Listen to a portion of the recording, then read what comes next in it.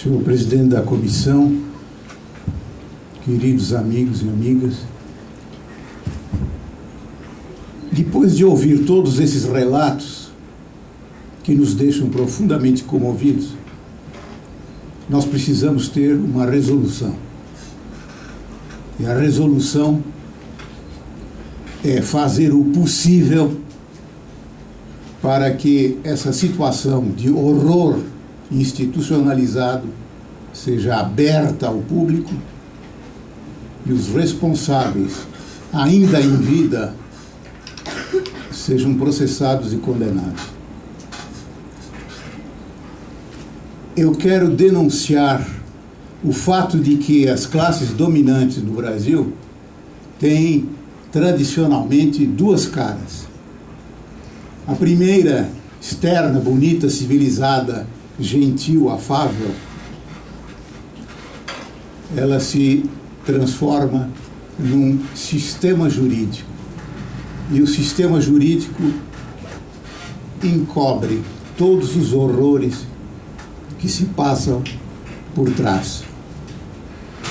A outra cara é aquela que nós todos conhecemos, enfim, quando não somos da classe rica. Quem pode manda, obedece quem tem juízo. Devido a essas duas caras, a situação de violação de direitos humanos no Brasil foi muito diferente daquela que ocorreu nos países do Cone Sul da América Latina. E a mesma coisa sucedeu depois que os regimes criminosos desapareceram, aparentemente, dos países do Cone Sul e do Brasil. Na Argentina, mais de 20 mil pessoas foram mortas, a maioria delas jogada no mar. Mas quando terminou o regime terrorista,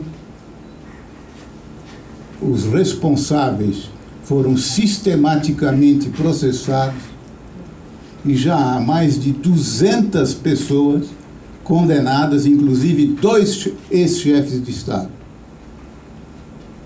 à prisão perpétua. O nosso querido país, florão da América, até hoje, nem um agente político criminoso do regime empresarial militar foi sequer investigado criminalmente. E até há pouco tempo nós nos conformamos com isso. Porque a classe política gozou a anistia. O que eles queriam era voltar ao negócio de sempre, que é esse conflito ridículo, vergonhoso, de conflito eleitoral, etc, etc.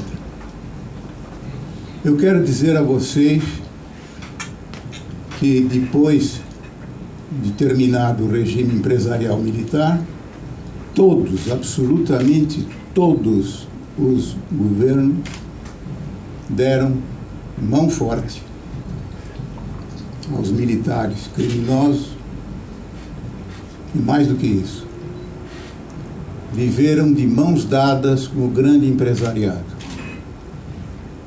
Recentemente, um figurão da política, cujo nome eu me dispenso de declinar, compareceu a uma cerimônia na Ordem dos Advogados do Brasil para comemorar os 25 anos da Constituição. E alguém da imprensa perguntou: mas fulano, o seu partido votou contra a Constituição atual, por que o senhor vem agora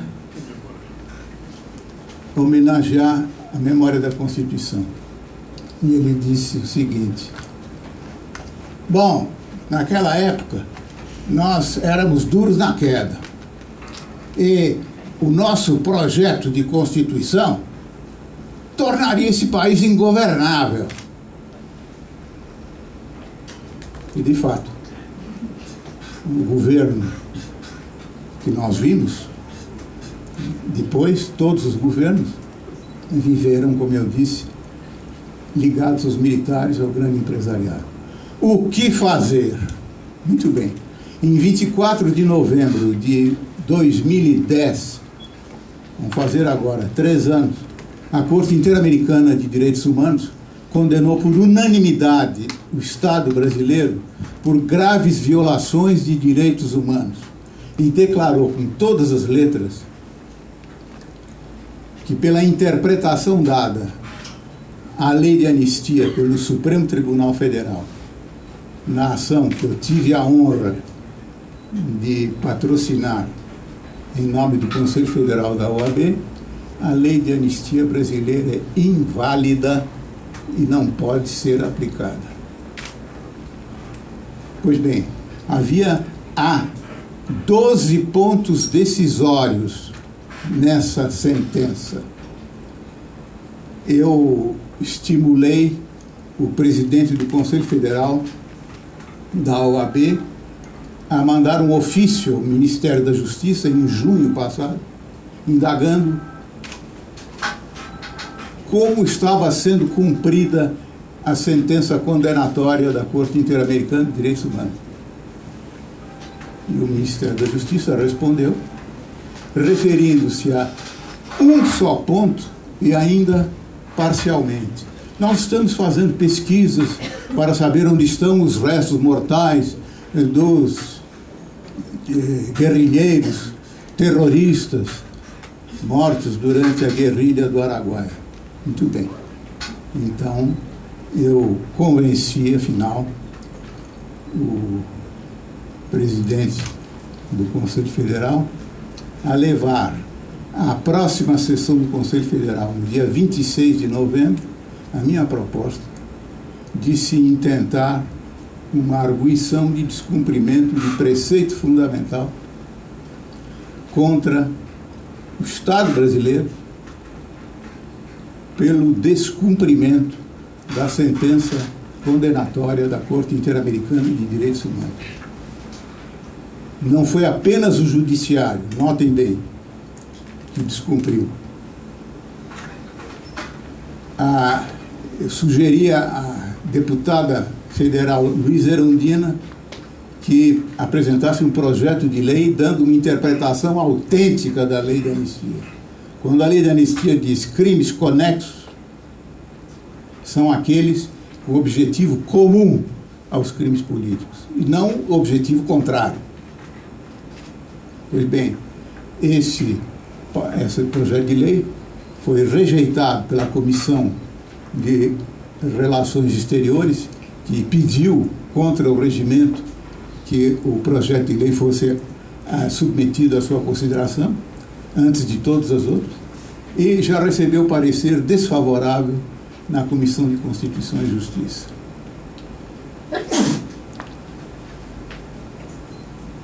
Pois bem, eu gostaria de, concluindo, dizer a vocês que essas medidas vão contra uma tradição brasileira que é de nunca mostrar os nossos horrores e que provavelmente os meios de comunicação de massa, que são controlados por um oligopólio empresarial, darão a menor notícia possível disso. Mas eu gostaria que os representantes de vários movimentos sociais, de famílias de desaparecidos, comparecessem ao Supremo Tribunal Federal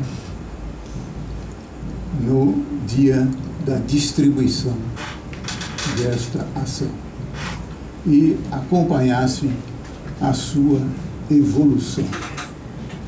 Nós não sabemos ainda, porque o Conselho Federal ainda não decidiu, vai decidir dia 26 de novembro. Mas, repito, é preciso pôr um paradeiro nesta mania que nós temos de nos apresentar sempre como democratas, republicanos, respeitadores do direito, quando nós somos exatamente o contrário. Porque esse cinismo, essa duplicidade passa para as novas gerações. Eu fiquei absolutamente surpreso e quero manifestar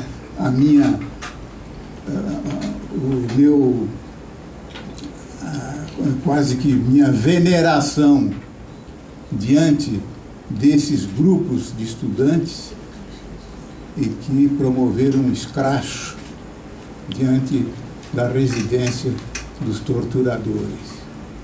Eles sim são a representação daquilo que há de mais digno neste povo. E, sobretudo, não vamos desistir, se Deus quiser.